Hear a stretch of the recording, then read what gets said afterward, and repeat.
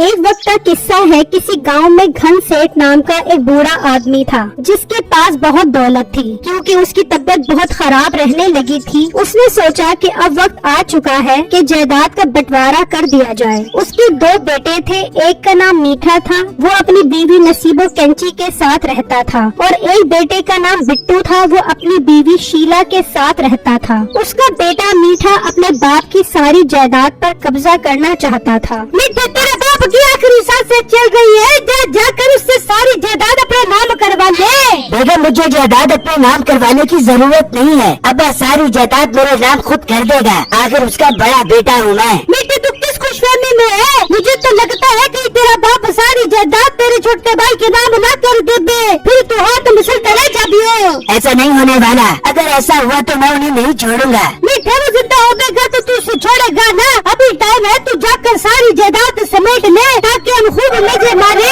میٹھے، میں نے تو سوچ لیا ہم تو ساؤتھ افریقہ کے جنگلوں میں جا کے شفٹ ہو جا دیں گے۔ نہیں، ساؤتھ افریقہ کے جنگلوں میں پہلے جانور کم ہیں جو تو جا کر ان کی تعداد میں اضافہ کرنا چاہتی ہے۔ میٹھے، میرے سے اتنی سے بات کریو، میں تیری لاش سے چیری کے سکڑے ڈال دوں گی۔ جا اپنے باپ کے پاس جا، اس سے جا کر جائیداد کی بات کر۔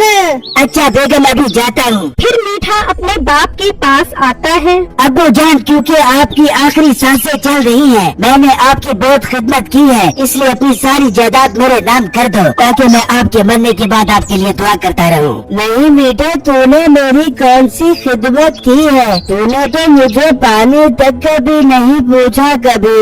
اے ابا، وہ جو دن رات میں جاگ جاگ کے تیرے لیے دعا کرتا تھا اس کا کیا؟ ابا، میرے احسانوں کو نہ بھول، چپ کر کے اپنی ساری جائیداد میرے نام کر دے۔ میٹھے، تو چلا جا، میں نے سوچ لیا ہے کہ جائیداد میں کس کا کتنا حصہ ہے۔ ابا، تو بوڑھا ہو گیا ہے، اب تیری سوچوں میں اتنا دم کہاں ہے جو تو عقل و ذہانت سے بھرپور بات کر سکے، اس لیے میں تجھے بہت اچھا مشورہ دے رہا ہوں، یہ ساری جائیداد میرے نام کر دے، تیرے چھوٹے بیٹے کو میں سنبھال لوں گا۔ نہیں، تم دونوں کا جائیداد میں آدھا آدھا حصہ ہے، میں کسی کے ساتھ زیادتی نہیں کروں گا۔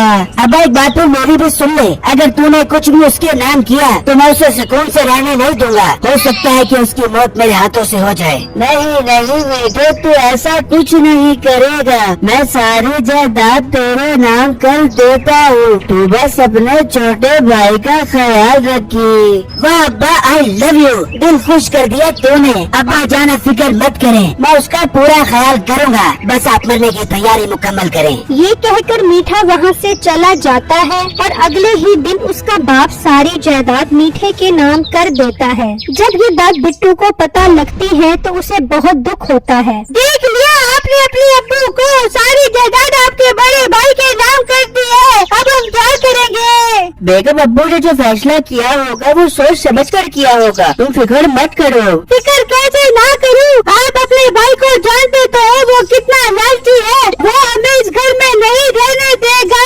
تم ابھی اپنے ابو کے پاس جاؤ اور اس سے جا کر بات کرو۔ پھر بٹو اپنے باپ کے پاس جاتا ہے اور ان سے شکوہ کرتا ہے کہ آپ نے ساری جائیداد بڑے بھائی کے نام کر دی۔ بیٹا، تو فکر مت کر، وہ تیرا بڑا بھائی ہے، میں جانتا ہوں وہ ایک نمبر کا بغیرت ہے، لیکن وہ میرے مرنے کے بعد تیرا خیال رکھے گا۔ ابو جان، اللہ نہ کرے آپ کو کچھ ہو، میری عمر بھی آپ کو لگ جائے، میں خوش ہوں آپ نے جو فیصلہ لیا ہے۔ وہاں نصیب و کینچی بہت خوش ہوتی ہے اور میٹھے کو کہتی ہے، میٹھے تو نے تو پراپرٹی کی لڑے لگا دی ہے، اب میٹھے میری بات ذرا غور سے سن، ساری جائیداد بیچ دے، ہم چلتے ساؤتھ افریقہ کے جنگلوں میں، وہاں جا کر عالیشان گھر بنا دیں گے اور بل مانس و چمپینزیوں کے ساتھ کھیلا کریں گے۔ اور بیگم، کوئی تو چمپینزی کی نسل سے تو نہیں ہے جو ہر وقت ساؤتھ افریقہ کے جنگلوں میں جانے کی باتیں کرتی رہتی ہے؟ اور میٹھے تجھے نہیں پتا ساؤتھ افریقہ کے جنگلوں میں کتنا سکون والا ماحول ہے، تو ساری جائیداد بیچنے کی تیاری کر، سب کو جا کر گھر سے نکال دے۔ یہ سنتے ہی میٹھا اپنے باپ کے پاس آتا ہے تو اس وقت بٹو بھی وہاں بیٹھا ہوتا ہے۔ اور موٹے، کیا تو ابو کے کان بھرنے آ گیا ہے؟ چل یہاں سے نکل جا۔ میٹھے، یہ تو کس طرح بات کر رہا ہے؟ تو نے تو کہا تھا کہ میں اپنے چھوٹے بھائی کا بہت خیال کروں گا۔ ابا، وہ تو جائیداد نام کروانے کا ایک طریقہ تھا، بہت برداشت کر لیا میں نے تم لوگوں کو۔ चलो शाबाश, अब मेरे घर से निकलो। मैं ये सारी जायदाद बेच रहा हूँ। मुझे बहुत एलर्जी होती है छोटे छोटे घरों में रहते हुए। अब मैं और मेरी बेगम साउथ अफ्रीका शिफ्ट हो रहे हैं। मीठे भाई ऐसा तो मत करे, हमसे हमारी छत मत छीने। ये छत अब मेरी है। तू शाबाश मेरा वीर, अपना अब्बा उठा और निकल जा यहाँ से, वरना टुड्डे मार मार के निकालूंगा। फिर मीठा उन सब से घर खाली करवा लेता है और वो सब गांव के करीब एक पुराने छोटे से घर में आ जाते हैं। अबू जान, देखा आपने भाई ने हमारे साथ क्या किया है? बेटा मुझसे गलती हो गई जो मैंने उस पर यकीन किया। बेटा मुझे बहुत जोर की भूख लग रही है, तुम खाने के लिए कुछ ले आओ। ला कर दे दो अपने बाप को जो ऐसे गंदे गंदे फैसले करते हैं। बेगम तुम तमीज से रहो, ये अब्बू है मेरे, और हाँ इनका ख्याल रखना, मैं खाने पीने के लिए कुछ लेकर आता हूँ। फिर बिट्टू खाना लेने के लिए घर से निकलता है, लेकिन आसपास तो जंगल ही होता है। बिट्टू आगे चलता जाता है कि अचानक वो एक गड्ढे में गिर जाता है, तो क्या देखता है कि वहाँ सोना ही सोना होता है। ये क्या, ये तो सारा सोना ही सोना है, मगर ये सोना तो मेरे किसी काम का नहीं है, क्योंकि यहाँ से निकलने का कोई रास्ता नहीं है। वो अभी ये कह ही रहा होता है कि चुड़ैल आ जाती है। बिट्टू उसे देखकर कांपने लगता है। इंसान, तू मेरे सोने के घर में कैसे आया है? तुझे शर्म है कि नहीं? चुड़ैल बाजी, मैं तो अपने बूढ़े बाप के लिए काढ़ा लेने जा रहा था कि अचानक मेरा पाँव फिसला और मैं इस गाड़ में गिर गया। चुड़ैल बाजी, मुझसे कैसे उठवा लो, मैं जानबूझ के यहाँ नहीं आया। बस मुझे बहुत जोर की भूख लग रही है। मैं तेरी सिरी भून कर खाऊंगी और तेरी ज़बान पर टोकरी वाला मसाला लगा कर खाऊंगी। चुड़ैल बाजी, मुझे डॉक्टर ने बताया है कि मेरे दिमाग में एक ऐसा कीड़ा है, जो वो कीड़ा खा लेगा वो मर जाएगा। क्या लड़के, तेरे दिमाग में इतना खतरनाक कीड़ा है और तू सही सलामत फिर रहा है? मुझे तो लग रहा है तू मेरे साथ ड्रामे कर रहा है। नहीं चुड़ैल बाजी, मैं अपने दिमाग के कीड़े की कसम खाकर कहता हूँ कि मैं सच कह रहा हूँ। चुड़ैल बाजी, अगर आपको बहुत मस्त किस्म के सीढ़ी पाए खाने हैं तो मेरा एक भाई है और उसकी बीवी, उसके सीढ़ी पाए बहुत लजीज और खचाइयत से भरपूर हैं। लड़के, तेरी बात सुन के तो मेरे मुंह में भारी उमंग आया है। तू जितना मर्जी चाहे सोना यहाँ से ले जा, मगर मुझे वो सीढ़ी पाए वाला जोड़ा ला कर दे दे।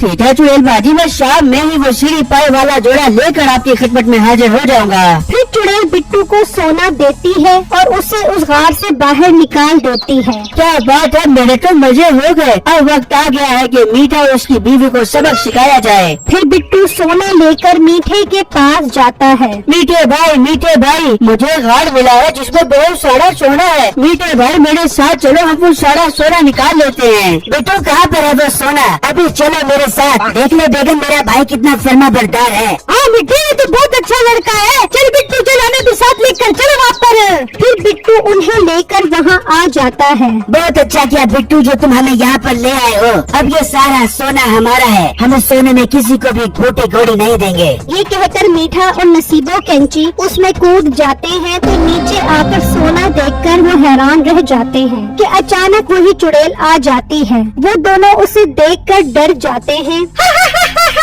और लालची इंसानों, मुझे तुम्हारा इंतजार था। आज तो मैं तुम दोनों की सीढ़ी पाए खाओगी। चुड़ैल बाजी, क्या आपको बहुत जोर की भूख लग रही है? हाँ, मुझे बहुत जोर की भूख लग रही है। आज मजा आएगा तुम्हारा रोज खाने का। चुड़ैल बाजी, आप मेरी सीढ़ी पाए खा ले, मुझे कोई एतराज नहीं है, लेकिन मुझे बहुत जोर की पोटी आ रही है। मुझे घर जाने दें, मैं अपने सीढ़ी पाए खुद ही ट्रे में रख कर आपके पास ले आऊँगा। हाँ चुड़ैल बाजी, ये ठीक कह रहा है, मैं भी इसके साथ ही जाती हूँ। नहीं तो क्या तूने इसकी पोटी धोनी है? दोनों चुप कर जाओ, जब मैं तुम्हारा गोश्त खाऊंगी तो तुम्हारी यहाँ भी पोटी निकल जाएगी। फिर चुड़ैल उन दोनों को पकड़ लेती है और बिट्टू और उसका बाप वापस अपने घर आ जाते हैं।